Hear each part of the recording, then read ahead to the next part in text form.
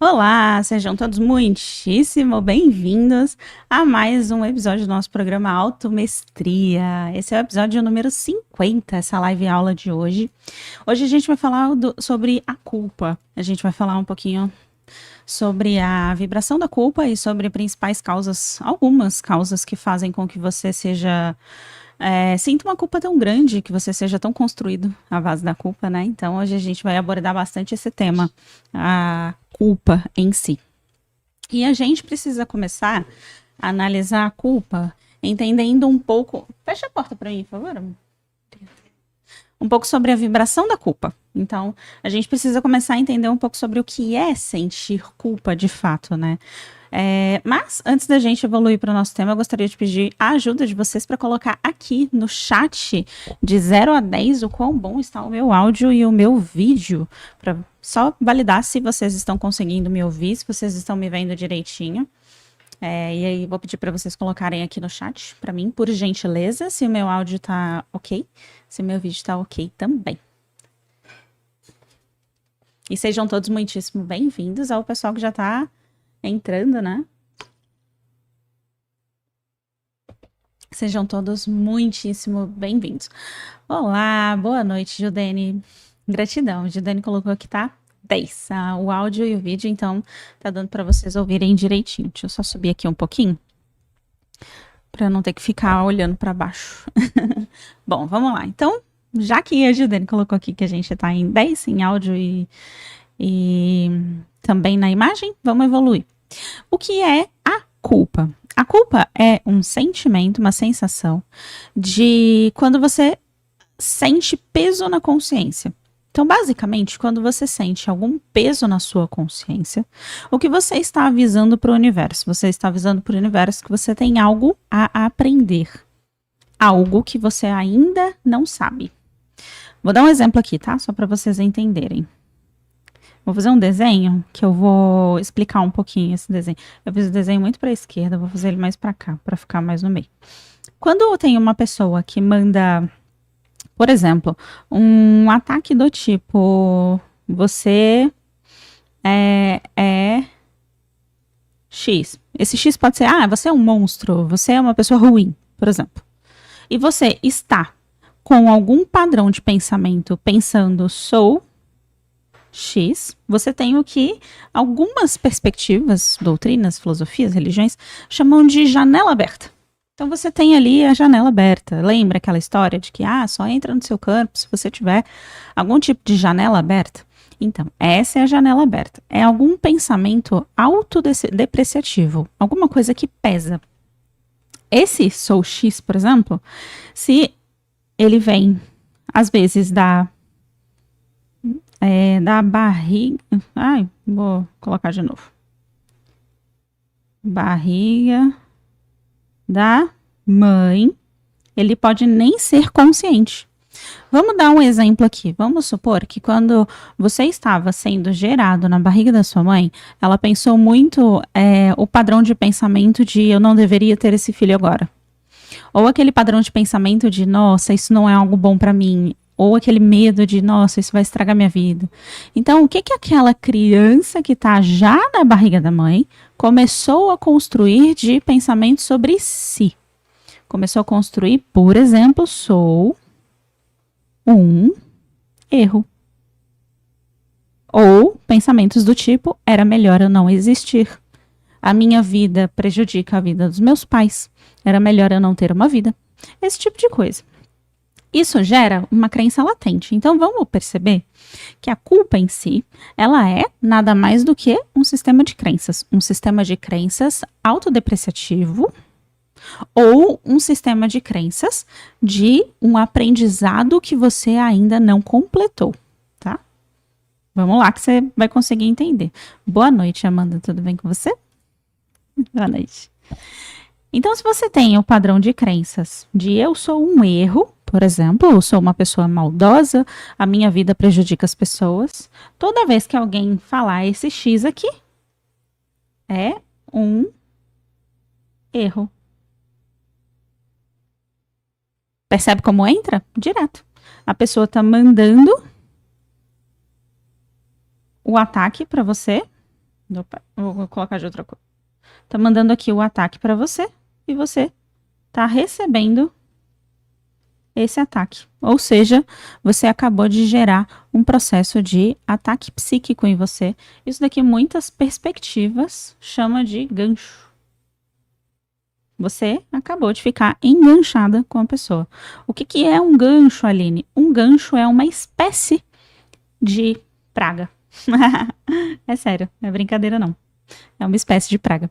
Então, quando alguém fica enganchado em você, seja por praga ou maldição,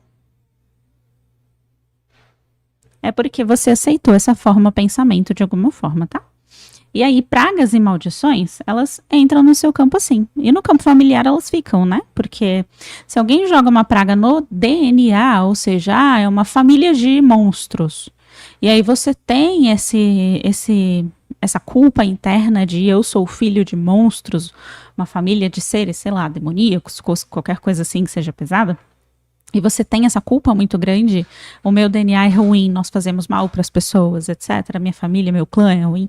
Pronto, uma pessoa manda sei lá, aqui nesse caso, que tipo de maldição que a pessoa poderia mandar? É uma família ruim. E aí você já está aqui pensando, já tem o sistema de crenças construído de somos,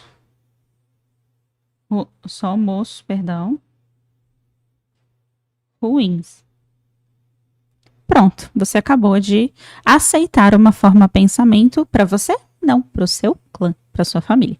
Então aí entra aquele aspecto de maldição hereditária, tá? Sabe quando tem maldições hereditárias no clã? A gente vê isso muito constante em constelação familiar, né? Que aparecem essas maldições familiares, ou quando a gente está fazendo algum outro processo de autocura, quando a gente está conversando com o eu superior da família, por exemplo, a gente pega esses casos de maldições familiares também.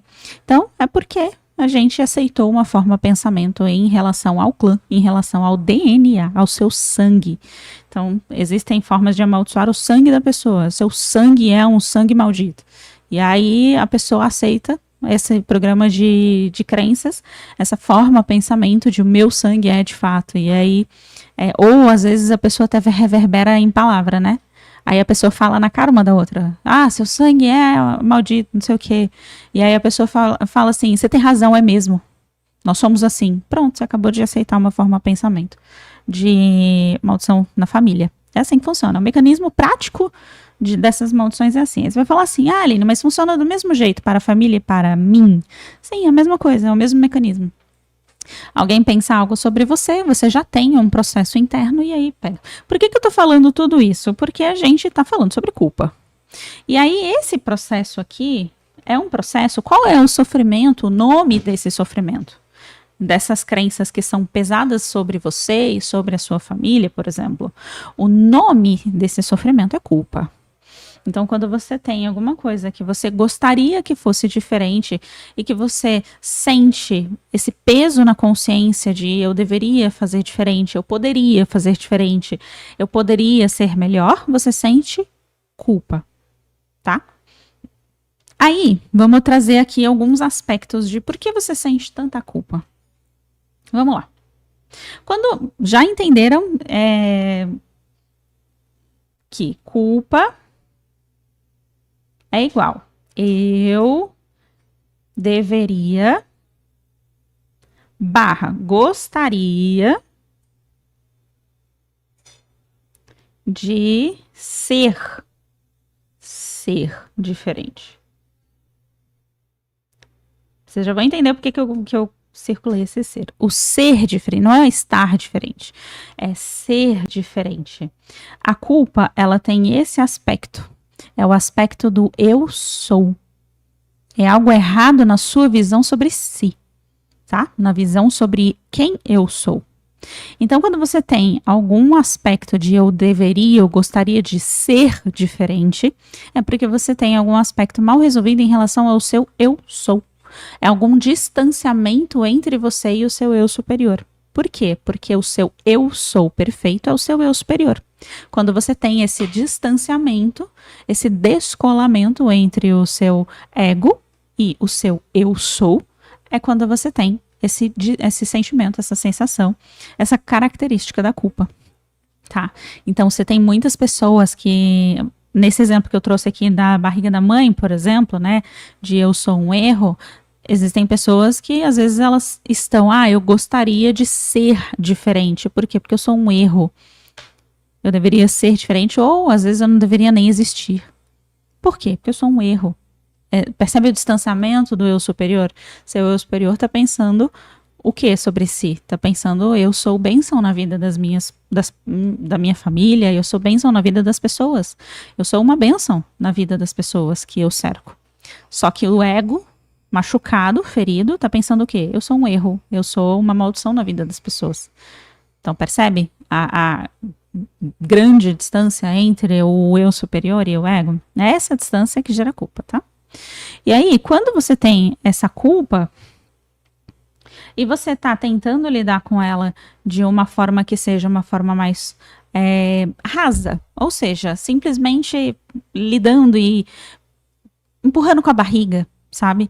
Aí você vai lá e sente culpa porque você gostaria de ser mais gentil, você sente culpa porque você gostaria de ser mais honesto, você sente culpa, esse peso na consciência às vezes, ou simplesmente sente culpa porque você gostaria de ser alguém que talvez nem é a sua própria característica.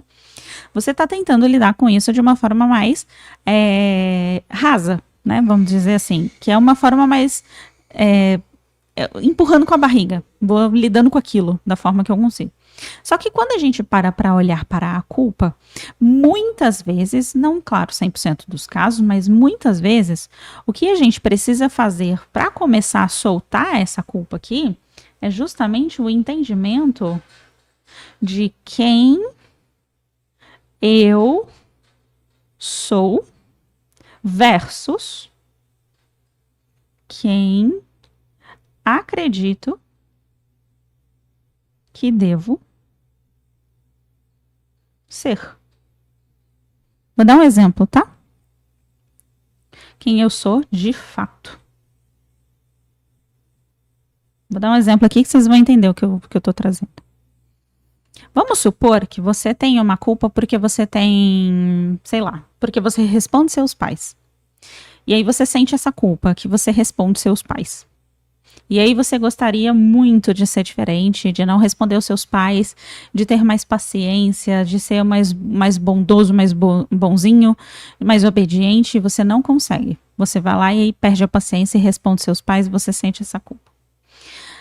Muitas vezes, essa culpa, ela é baseada em quem você acredita que deve ser. Percebe que existe um aprendizado? A culpa, ela está atrelada com o processo de aprendizado. Aprendizado sobre quem? Sobre o quê? Sobre você.